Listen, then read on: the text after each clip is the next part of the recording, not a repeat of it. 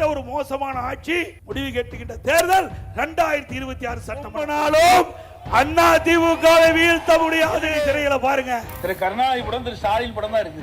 அப்பவே பிடிஎம் காவல்துறை வைத்திருக்கிற திரு ஸ்டாலின் அவர்களே சிறுமிக்கு என்ன பாதுகாப்பு கொடுத்திருக்கிறது, அவருடைய வாழ்க்கை என்ன ஆகும் இருக்கிறவங்களுக்கு நல்லா தெரியும். இன்னைக்கு கோபியில் இருக்கிற ஒருத்தர், அவரை பற்றி சில செய்தி சொல்லி ஆகணும். பழனிசாமி ஒருவர் இல்ல 2 கோடி அண்ணா திமுக தொண்டர் இருக்கிறார்.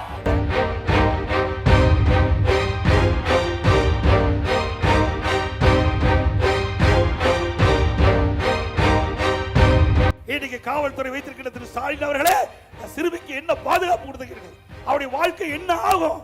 நீங்க 104 கோடி நிவாரணம் கொடுத்துட்டா அதுக்கு வாழ்க்கை திரும்பி வந்துடுமா? ஆக இப்படிப்பட்ட ஒரு மோசமான ஆட்சி முடிவு கட்டுகின்ற தேர்தல் 2026 சட்டமன்ற பொது தேர்தல். அதோட இந்த பகுதியில இருக்கிறவங்களுக்கு நல்லா தெரியும். இன்னைக்கு கோபியில் இருக்கிற ஒருத்தர், அவரை பற்றி சில செய்தி சொல்லி ஆகணும். இதுல என்ன, இது புள்ளி உரமா நீங்கள் தெரிந்து கொள்ள வேண்டும். கோபி சட்டமன்ற தொகுதிக்கின்ற வாக்காளர் பெருமக்கள் பொதுமக்கள் தெரிந்து கொள்ள வேண்டும் என்பதற்காக LED திரையில சில செய்திகளை நான் வெளியிடுறேன். நம்முடைய LED திரையில தயாரா இருங்க. முதல்ல அத்திக்கட அவனாசி திட்டத்திற்கு எல்லா பல்வேறு கட்சி சேர்ந்தவர்கள் எல்லாம் நிகழ்ச்சியில பங்கு பெற்றாங்க. ஆனா இந்த தொகுதி எம்எல்ஏ அதுல பங்கு பெறல. அந்த காட்சியை LED திரையில பாருங்க.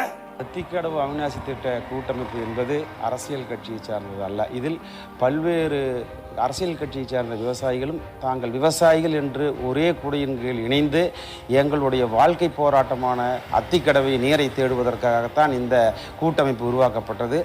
இந்த கூட்டமைப்பு இந்த நிகழ்விற்காக அனைவருக்கும் நாங்கள் அழைப்பு கொடுத்திருந்தோம். அதே மாதிரி செங்கோட்டையன் ஐயா அவர்களுக்கும் அழைப்பு கொடுத்திருந்தோம். இந்த நிகழ்வு, இந்த நோட்டீஸில் படம் போலின்னு சொல்கிற அந்த கேள்வி எல்லாமே அதை பொறுத்தளவுக்கு நாங்கள் அரசியல் கட்சி சார்ந்தவர்கள் அல்ல. அந்த அத்திக்கடவு அவனாசி திட்ட நேற்று பொதுச்செயலாளர் கலந்து கொண்ட நிகழ்ச்சி நீங்கள் புறக்கணிச்சுதான் அவர் கொடுத்தார். இந்த அத்திக்கட அவனாசி திட்டத்திற்கு ஏன் நீங்க கலந்து கொள்ளலன்னு சொன்னா, அந்த அத்திக்கட அவனாசி திட்டத்துல பேக்டோ இருந்தது. அதுல தலைவர் படமும் அம்மா படம் இல்ல, அதனால வல்லினாங்க. ஆனா இப்போ யார் படத்தை வச்சுக்கிட்டு போய் கட்சியில மாற்று கட்சியில சேர்ந்தீங்க? உங்களுக்கு அடையாளம் கொடுத்தது அண்ணா திமுக, உங்களுக்கு பதவி கொடுத்தது அண்ணா திமுக.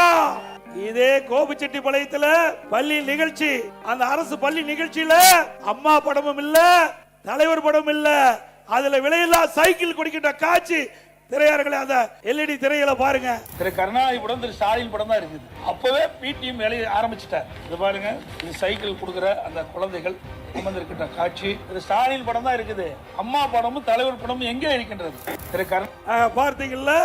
ஆக வேண்டுமென்றே திட்டமிட்டு அந்த பல்வேறு கட்சி தலைவர்கள், அண்ணா திமுக மட்டும் இல்ல, பல்வேறு அரசியல் கட்சி தலைவர்கள், பல விவசாய சங்க தலைவர்கள், அனைத்து இந்திய அண்ணா திராவிட முன்னேற்ற கழக ஆட்சியில் தான் நாங்கள் 50 ஆண்டு காலம் போராடி வந்த அத்திக்கட அவனாசி திட்டத்தை நிறைவேற்றி தந்தீர்கள். அதனால் அண்ணா திமுகவுக்கு பாராட்டு விழா நடத்துகிறோம் என்று அவனாசிலே பாராட்டு விழா நடத்தினார்கள். இந்த தொகுதியினுடைய முன்னாள், இப்போ எம்எல்ஏ இல்ல, முன்னாள் எம்எல்ஏ இவரா உங்களுக்கு நன்மை செய்ய போறார். எவ்வளவு கஷ்டப்பட்டு இந்த திட்டத்தை கொண்டு வந்து நான் நிறைவேற்றினேன். எதிர்கட்சிக்காரர்கள் நம்மை மதிக்கின்றார்கள். நம்ம கட்சியிலிருந்து தேர்ந்தெடுக்கப்பட்ட ஒருவர் நம்முடைய பொதுச் செயலாளர் கலக்கின்ற அந்த கூட்டத்தில் கூட கலந்து கொள்ளவில்லை என்றால் இந்த மக்கள் மீது அக்கறை கொண்டவரா?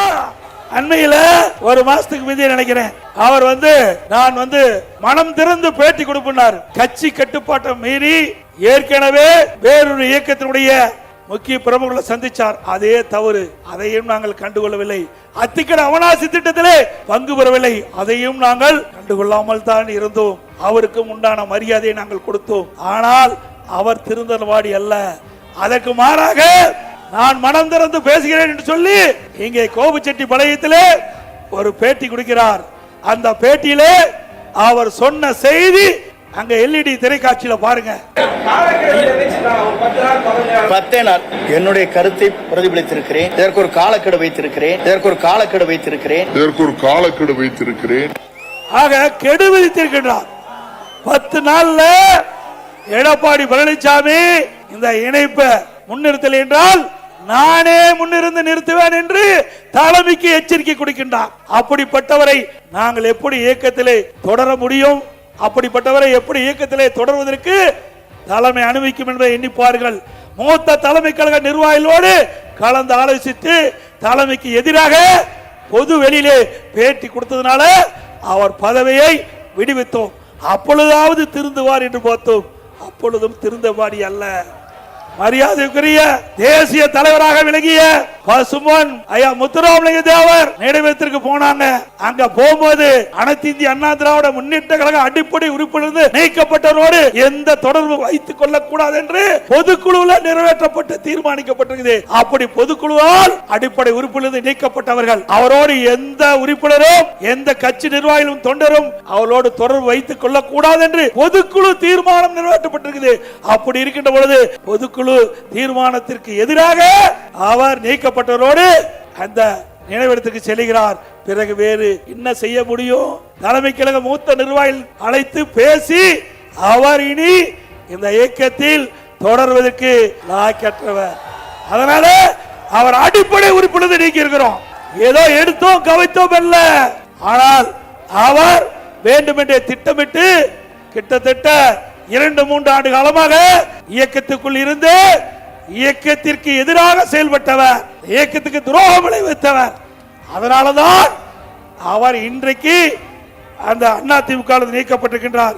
அது மட்டுமல்ல, இன்னொரு செய்தி, இந்த நீக்கப்பட்டவர் திரு வைத்தியலிங்கம், திரு OPS எங்க கோபிச்செட்டிப்பாளையத்தில் வந்து அவர் ஒரு கூட்டத்தை போடுறாங்க. அந்த கூட்டத்தில் திரு வைத்தியலிங்கம் அவர்கள் பேசுறார். அந்த காட்சியும் இந்த LED திரையரங்கில் பாருங்க. சீனியர் நான் மதிக்கக்கூடிய இப்படி தப்பித்தனமாக நடந்து கொண்டாரே, ஒரு தகுதியே இல்லாமல் உங்களை ஏமாற்றி கோபிச்செட்டிப்பாளையத்திலே வெற்றி பெற்றுக் கொண்டு வந்தார். இப்படி அவர்களே பேசிட்டாங்க. யாரு இவர்? ஒவ்வொரு முறையும் சட்டமன்றத்தில் இவர்களை எல்லாம் அழைத்து அங்க இருக்கின்ற கேண்டீனுக்கு அழைச்சிட்டு போய் இந்த ஆட்சியை ஏதாவது தொந்தரவு கொடுக்க வேண்டும் என்று திட்டமிட்டு அவர்களை விஷமத்தனமாக அவர்களை வெளியேற்றிட்டு இவர் வந்தார். இப்பொழுது என்ன ஆச்சு? என்னைக்கு நல்லது செஞ்சா நல்லது நடக்கும், கெட்டது செஞ்சா ஆக இந்த இயக்கத்திற்கு யார் துரோகம் செய்கிறார்களோ அவரெல்லாம் ஆண்டவன் பார்த்துக் கொள்வான். அனைத்து இந்திய அண்ணா திராவிட முன்னேற்ற கழகத்தை பொறுத்த வரைக்கும் உங்களில் ஒருவனாக இங்கே இருந்து பேசிக் கொண்டிருக்கின்றேன். நான் இன்றைக்கும் தொண்டன். இங்கே இருக்கின்ற ஆயிரக்கணக்கான பேர்ல நானும் ஒருவன். இவரை போல சுயநலவாதி நான் அல்ல. இயக்கத்திற்கு எவ்வளவு சோதனை, எந்த இயக்கத்திற்கும் இல்லாத சோதனை. பொன்மனச்செம்மல் புரட்சி தலைவர் எம்ஜிஆர் காலத்தில் சோதனை தொடங்கப்பட்டது. அந்த சோதனையை வென்று முதலமைச்சரானார் புரட்சி தலைவர் எம்ஜிஆர். அவர் மறைவுக்கு பிறகு அதிமுகவுக்கு சோதனை. மாண்பு அம்மாவில் அந்த சோதனை வென்று தமிழகத்தினுடைய முதலமைச்சராக, அதே போல இப்போ இருக்கின்ற சோதனை வென்று உங்களுடைய மகத்தான ஆதரவின் பேரிலே அதிமுக கூட்டணி வெல்லும். அதிமுக ஆட்சி அமைக்கும்.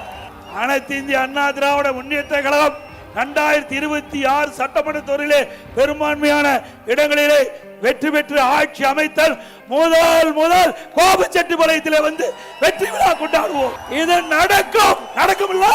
மாற்று கட்சிக்கு போயிருக்கிறார். எங்கிருந்தாலும் வாழ்க. போனவர் சும்மா இருந்தா பரவாயில்ல, தூய்மையான ஆட்சி கொடுப்புன்னு சொல்றார். அப்ப பொன்மனச்செம்மல் புரட்சி தலைவர் எம்ஜிஆர் இருக்கின்ற பொழுதும் சரி, மாண்பு அம்மா இருக்கின்ற பொழுது நீங்க அமைச்சரா இருந்தீங்க, நான் முதலமைச்சர் இருந்த பொழுதும் என்னுடைய அமைச்சரவையில் அமைச்சரா இருந்தீங்க. அப்பெல்லாம் தூய்மையான ஆட்சி நான் கொடுக்கலையா? நல்ல ஆட்சி கொடுக்கலையா? ஆக வேண்டுமென்றே திட்டமிட்டு துண்ட மாத்தினா அவருடைய கருத்து மாறி போச்சு. நீங்க எந்த கொம்பனாலும் அதிமுகவை வீழ்த்த முடியாது.